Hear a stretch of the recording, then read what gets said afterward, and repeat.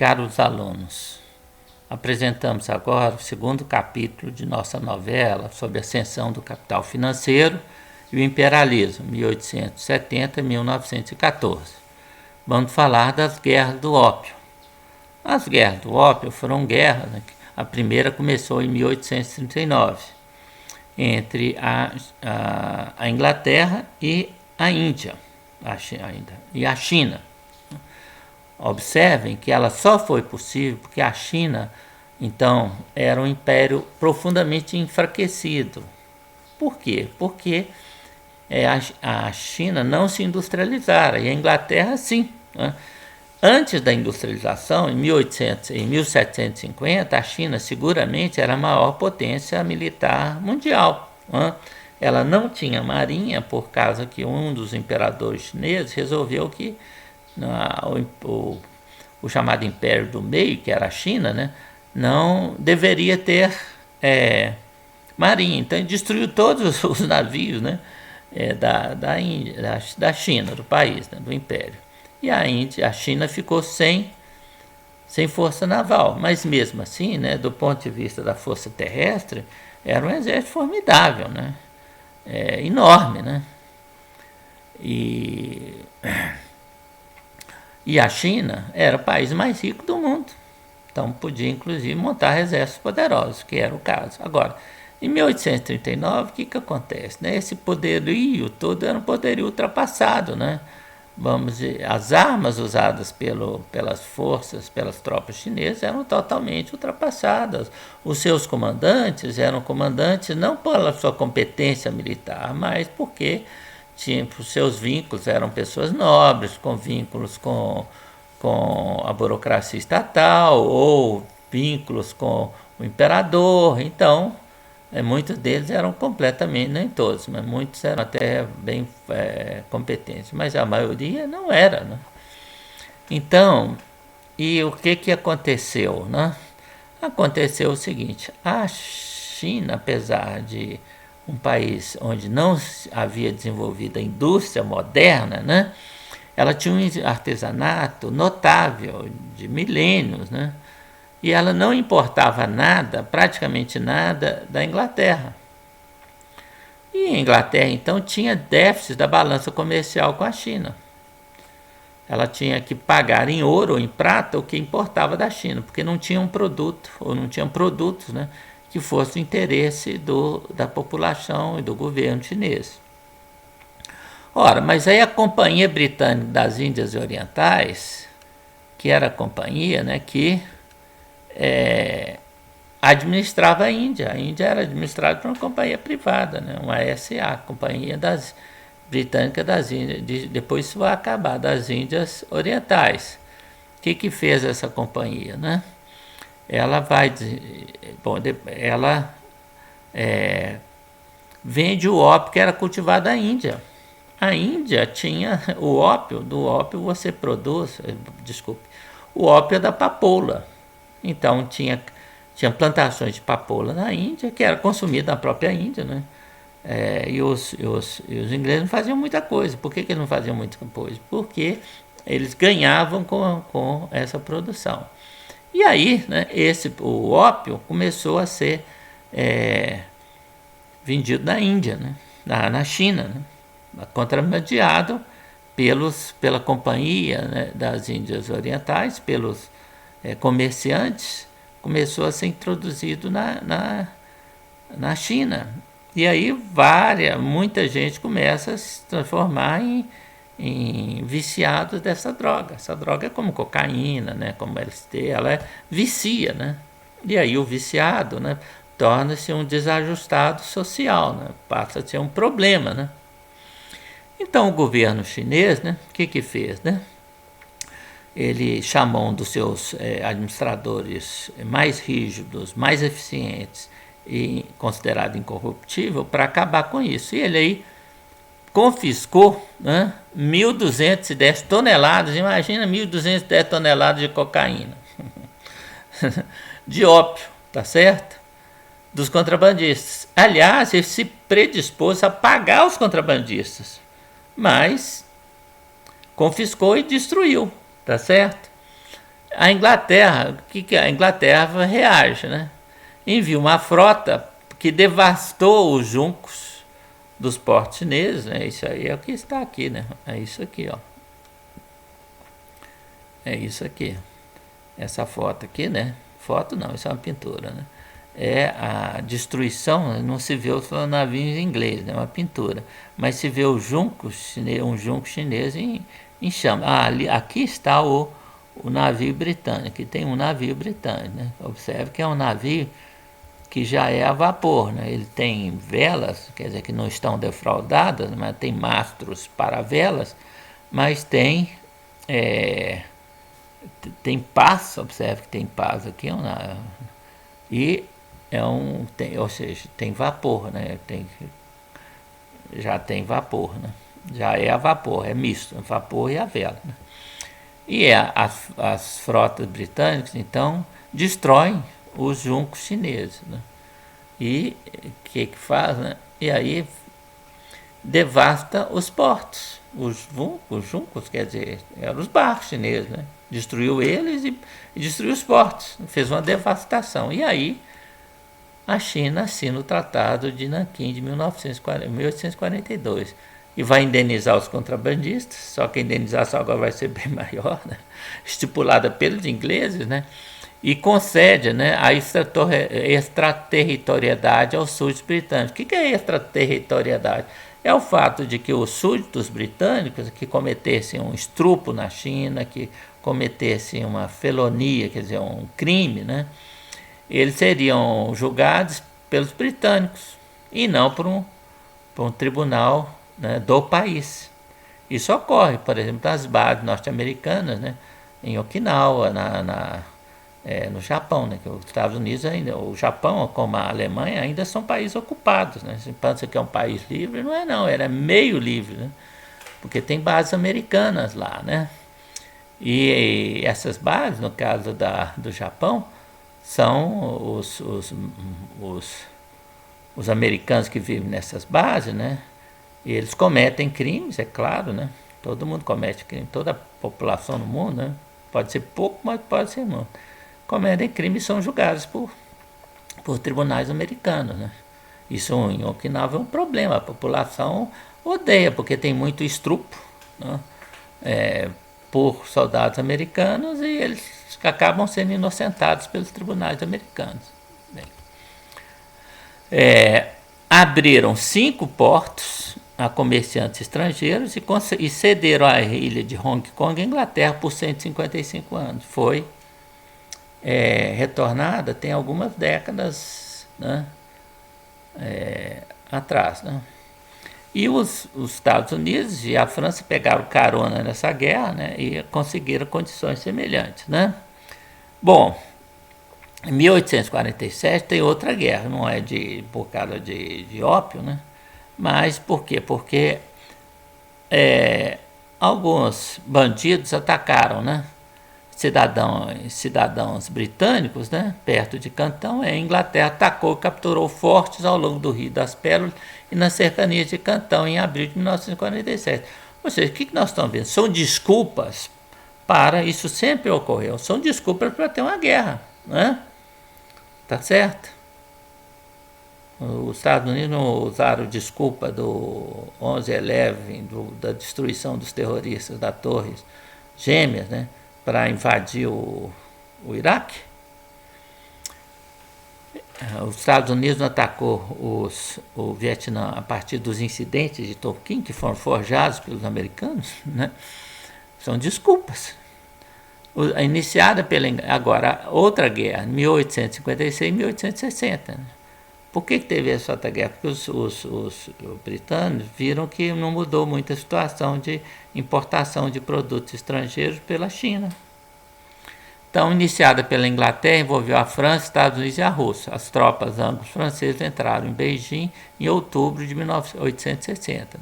A China vai ratificar os tratados de Tianjin e a Convenção de Beijing, com o quê? Abertura de mais 10 portos chineses ao comércio exterior, agora já são 15, né?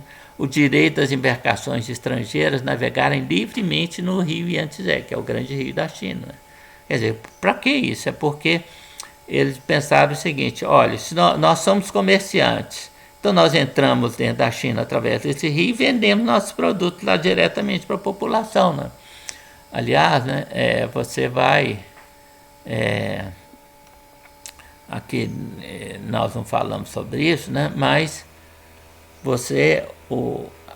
bom, a China teve também que extinguir a sua companhia estatal de comércio, que tinha um monopólio de comércio, né?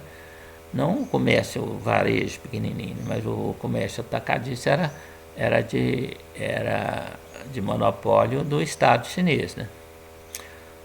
Bom, então, direito dos estrangeiros circularem, estrangeiros em qualquer um, circularem livremente no país, autorização, ou seja, não precisa de passaporte, nada disso, né? Autorização de transportar chineses contrabandeado para os Américas, para os Estados Unidos, né? Muitos chineses vão lá trabalhar nas ferrovias e outras coisas, né? Legalização do comércio do ópio, certo? E o pagamento de pesada indenização em Inglaterra, França. Isso aqui é Inglaterra, que é sempre paradoxal, né? O país não causa guerra, ele é atacado e ainda tem que indenizar quem o atacou, né? E aí, quando fizeram isso com a China, chegou a vez do Japão. Nós já falamos sobre isso, né? Em 1853, o que acontece? Em julho, né? Os 4 navios negros de homens diabólicos, 2 dos quais cuspiam fogo como dragões, né? Aqui tem um desenho, né? Uma pintura dos 4 navios, né? 2, né? Quer dizer, esse aqui cuspia fogo, esse aqui eu não sei qual o outro, né? Porque é um navio híbrido, observe, né? Ele tem velas, mas ele também, né, tem, como é que chama a navegação a vapor, tem caldeira, né? Tem pás, movido a pás também, né?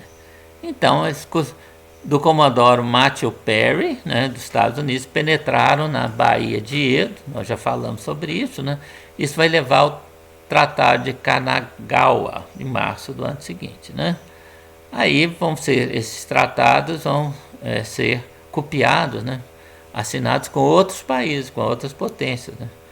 E acontece que em 1863, né, o navio americano Wyoming ataca Wyoming, não sei, eu acho que é Wyoming, ataca navios japoneses ancorados no estreito de Shimonoseki, né?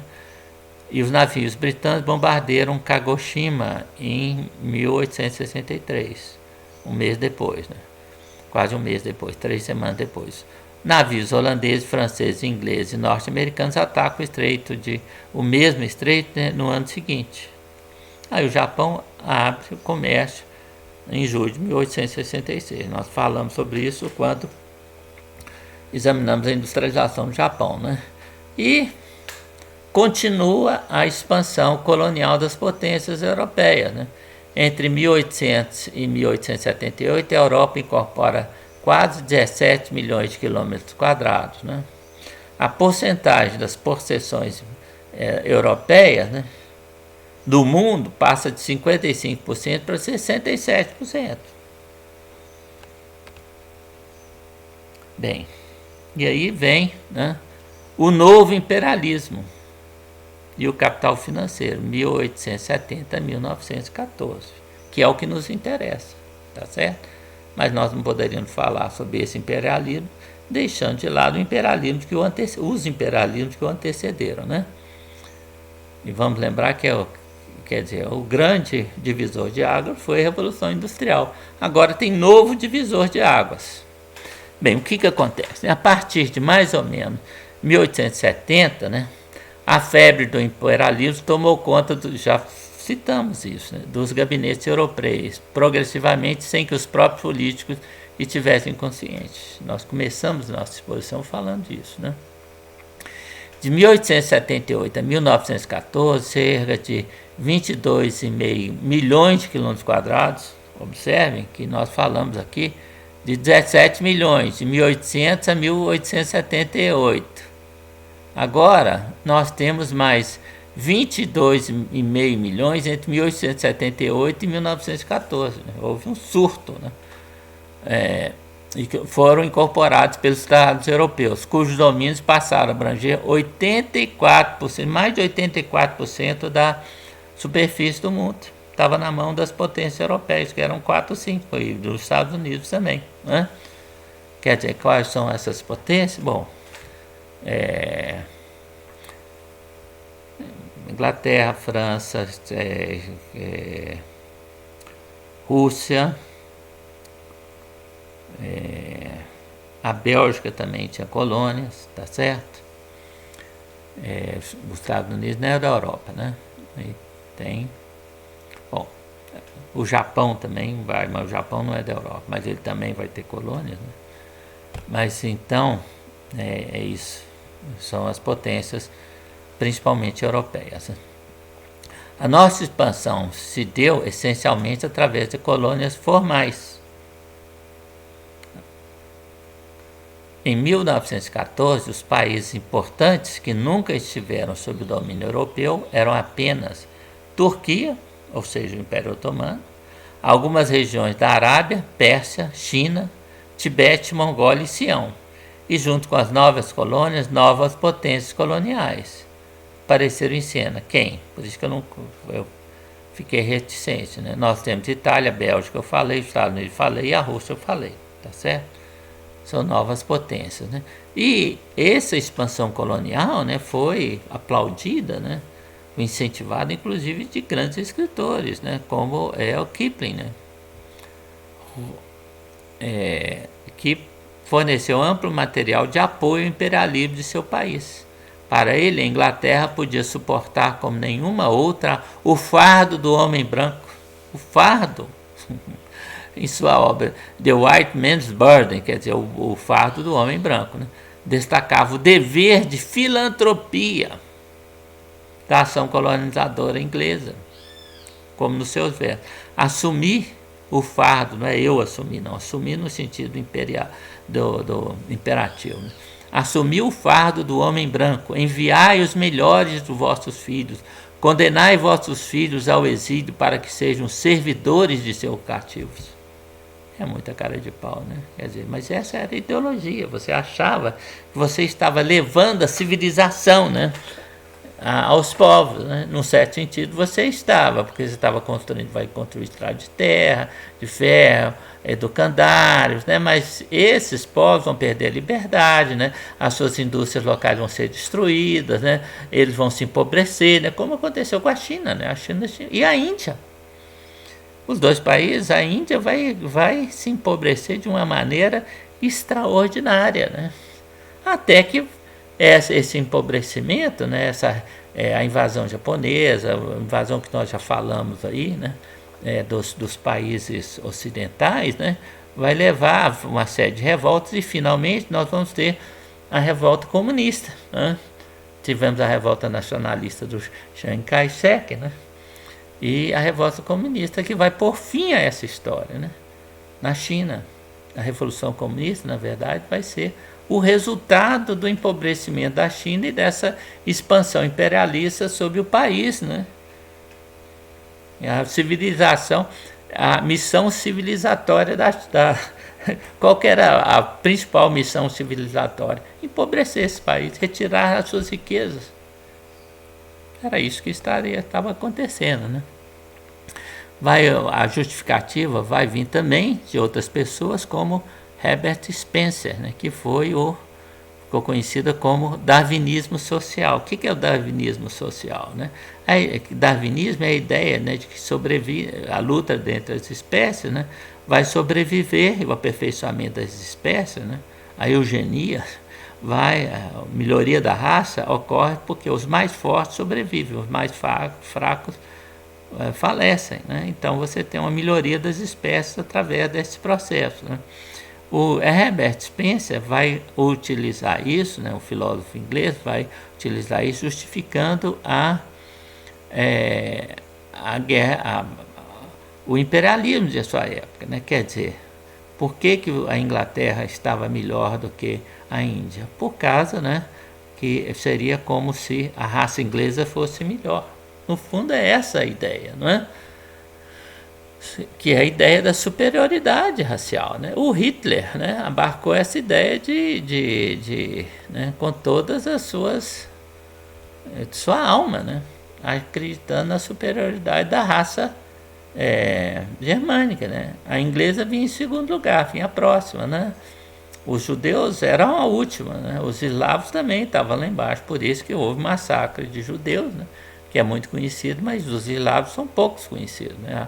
Vamos lembrar que a União Soviética perdeu 26 milhões na guerra com a Alemanha nazista, né? Desses, 8 milhões foram soldados, né? Mas os 18 milhões, o restante foram civis, muitos deles chacinados pelas tropas SA, né?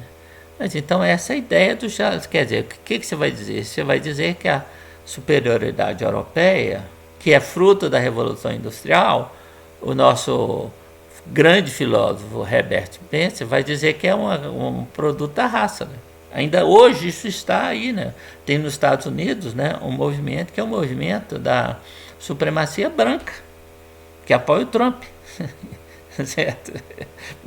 Então, e o nazismo está nascendo, né, na Europa toda, fruto do capital financeiro. Aqui está, né, a África. O que vai acontecer? Né? O novo imperialismo vai ocupar principalmente a África. Então, aqui está a África em 1875.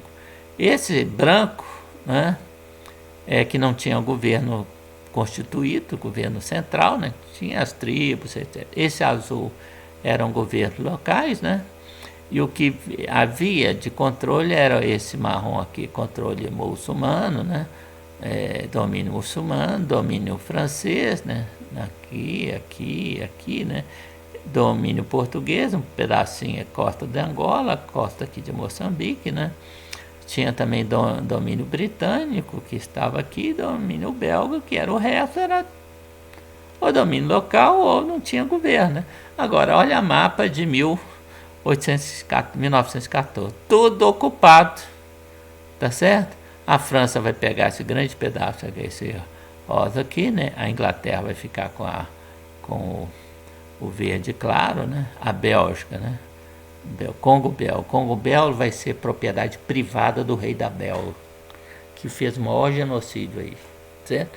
Então, né, Portugal vai pegar essas regiões aqui, tá certo?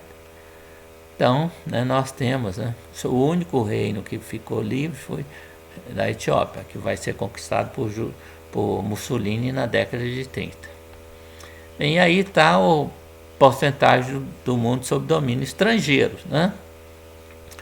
Bem, a Austrália, né, é 100%, certo? Mas o que aumentou aqui muito, né, foi a África, tá certo? Olha, a África, 10%, passa 90%. Sobrou a Etiópia, que ficou fora disso, né? E também a Oceania, né, que aqui chama Polinésia, né, que, né, aumentou, ficou 100%.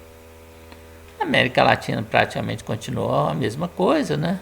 A Ásia aumentou um pouquinho, né? Então, a grande expansão colonial, não foi imperial, colonial nessa época foi da Oceania e principalmente a África, né? Aqui está a região, né? Observe que 81% do mundo, né? 81 milhões de quilômetros quadrados, né?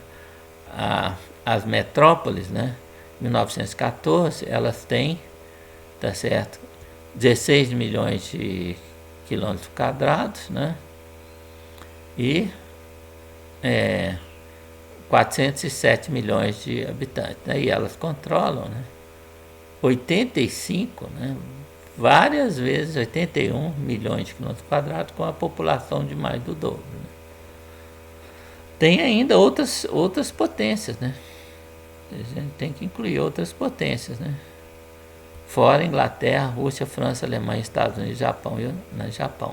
Outras potências é Bélgica, Holanda, etc. Né? Tem ainda tem as semicolônias, que são a Pérsia, China e Turquia, né? Então sobrou muito pouco do mundo, tá certo? Aqui está o Império Britânico. Observa que ele está controlando 20% do mundo, da área do mundo. 20% está em mãos do Império, representa o Império Britânico. Observe que ele, né? Bom, isso aí não, aqui só tem um erro aqui, né? Tem um problema aqui, né? Isso aqui está errado. Esse mapa, pelo visto, eu peguei aqui, mas isso aqui está errado. Isso aqui é território norte-americano, dos Estados Unidos, né? Então isso aí está errado. Mas a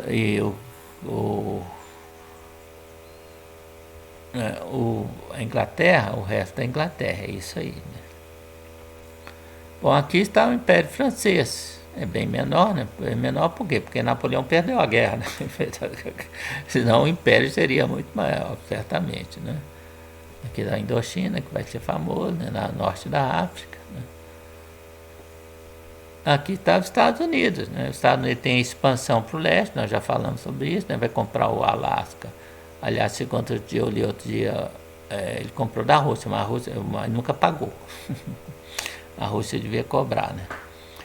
E aqui, quer dizer, a grande expansão, né, vai ocorrer no Pacífico. Observe que aqui inclui as Filipinas, que vão ser arrancadas em 1898 com a guerra com a Espanha, que também vai arrebatar Porto Rico e Cuba, né?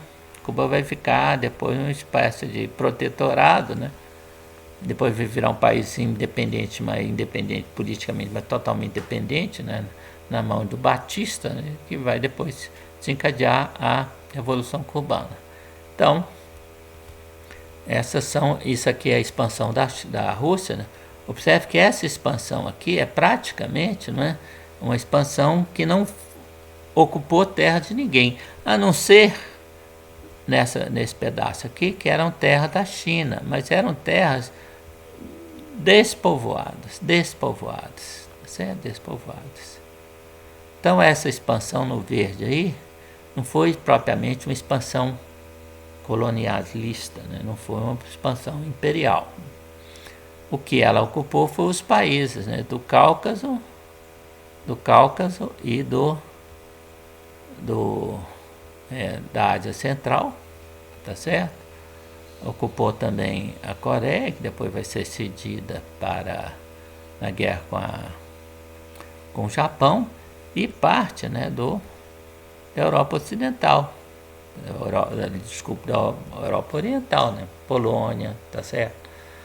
Bessarábia, vão ser os principais países. Ucrânia não foi exatamente assim, né? Então essa é a expansão imperial do Império Russo, né? Finlândia, que nós não falamos. Segundo Hobsbawm, né, a criação de impérios coloniais representa apenas um dos aspectos,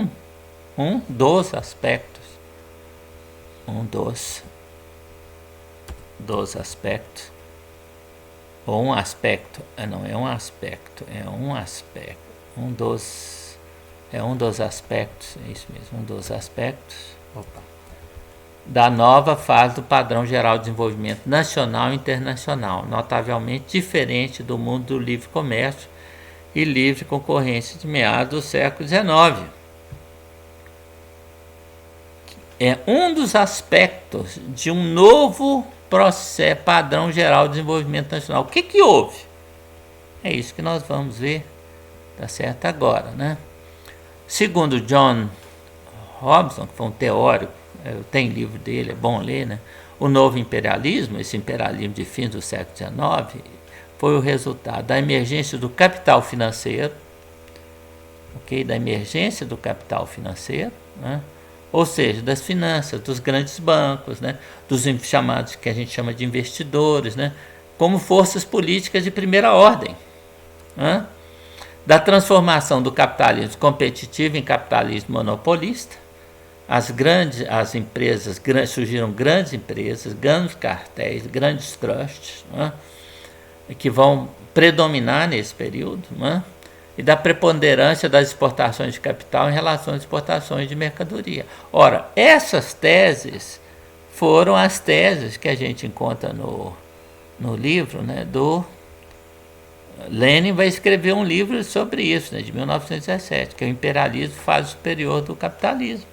A gente encontra na internet. Né? Eu já li. Né?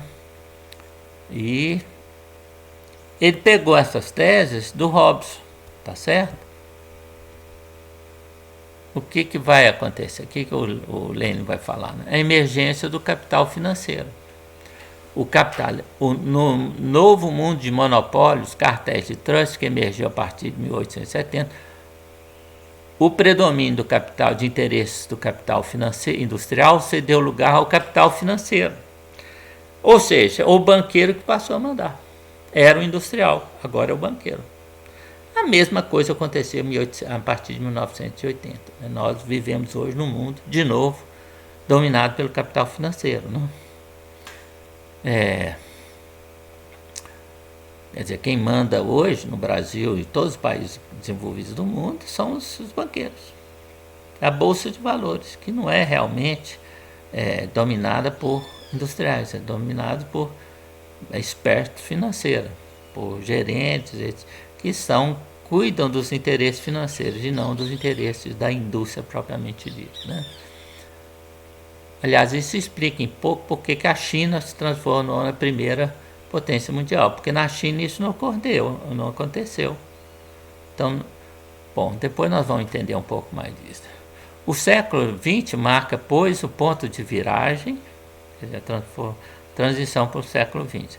Ponto de viragem do velho capitalismo para o novo, da dominância do capital em geral para a dominância do capital financeiro. Lenin, o que é capital financeiro? É a concentração da produção, tendo como consequência o monopólio. Então você está falando de coisas que não são financeiras. Ok? A produção passa a ser concentrada, não é? Mas vai haver o que? A fusão ou junção dos bancos com a indústria. Tal é a história do aparecimento do capital financeiro e do conteúdo que o conceito encerra. Isso é o caso da Bolsa de Valores. A Bolsa de Valores são indústrias, né, que têm sob comando as finanças. Isso é que é capital financeiro. E o que vai acontecer? Vai haver o domínio da oligarquia financeira. Com a emergência do capital financeiro, a oligarquia financeira torna-se dominante. O que é a oligarquia? São os grandes banqueiros, né? Vão ser os oligarcas, tá certo? Vão ser, quer dizer, é um grupo pequeno de homens muito poderosos, né, que vão controlar a economia, né, penetrando de maneira absolutamente inevitável em todos os aspectos da vida social, independente do regime político e qualquer outra particularidade. Por exemplo, durante o governo Lula, né, quem mandava eram os bancos, continua desde Fernando Henrique Cardoso, seja governo do PT, ou seja governo do PSDB, ou seja governo desse doido que está aí. Quem manda, no fundo, é sempre o capital financeiro. Além da subordinação à oligarquia financeira, todas as condições de vida econômica sofrem uma modificação profunda em consequência dessa degeneração do capitalismo. Com a estagnação da economia. Vocês já viram que a economia brasileira parou de crescer? Até Fernando Henrique Cardoso, a média de crescimento dela era de mais de 6%. Depois passou para 2,5%. E ela não cresce desde o segundo governo Dilma. É isso. É a estagnação da economia. Por quê, hein? Por causa disso, coisa nada. É por causa do quem manda no país é o capital financeiro. Eles que deram o golpe na Dilma. Não adiantou nada, né? Para eles adiantou. Mas para o país, não. E quem que está ganhando dinheiro? Quem está ganhando dinheiro na pandemia? A Bolsa de Valores continua bombando. São os investidores que se enriquecem por operações usurárias, quer dizer, de empréstimo de dinheiro, que não tem nada a ver. Né? Vai haver o predomínio das exportações de capital. Ou seja, o que mais é importante hoje no mundo, né? O que você sai na imprensa? Nós, se não fizermos equilíbrio das contas públicas, os investidores vão tirar o dinheiro para o Brasil. Quer dizer, o dinheiro do Brasil está saindo, né? desde o período Dilma, que está saindo o investidor desse país. Né? Quer dizer, não tem nada uma coisa com a outra. Né? Mas O que é mais importante do ponto de vista da imprensa não é a balança de comércio, é a entrada ou saída de capitais, né? Ou seja, né, o que é a exportação, os fluxos de capital, exportação pelos países desenvolvidos, é a exportação de capital. É o capital que sai dos Estados Unidos, vem para o Brasil, né? Ou vai para a Rússia, ou vai para todos os países, né? E os países devedores ficam subordinados. Isso não ocorre recentemente, desde 2003, por causa do excesso de dólares que tem na economia mundial. Mas isso foi uma realidade, né? Quer dizer, se nesse período aqui que ele está falando, né, isso foi muito comum, né? Se um país deixa de pagar sua dívida, o que acontece, né? Os países credores, além de pressão diplomática, né, estabelece o controle financeiro internacional, a ocupação militar e a diplomacia da canhoneira. O que é a diplomacia da canhoneira? A canhoneira está aqui, ó. Isso aqui é uma canhoneira.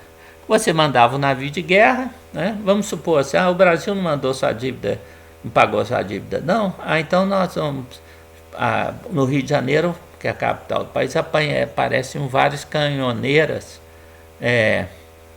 britânicas para forçar o governo a pagar essa dívida. Bom, isso nunca aconteceu no Brasil, mas aconteceu com outros países, né?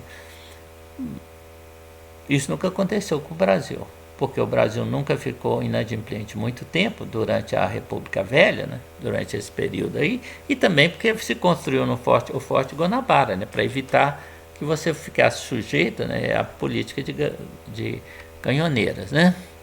Bem, então nós vamos encerrar o nosso vídeo por aqui, e o próximo nós iniciaremos tratando das consequências do imperialismo financeiro.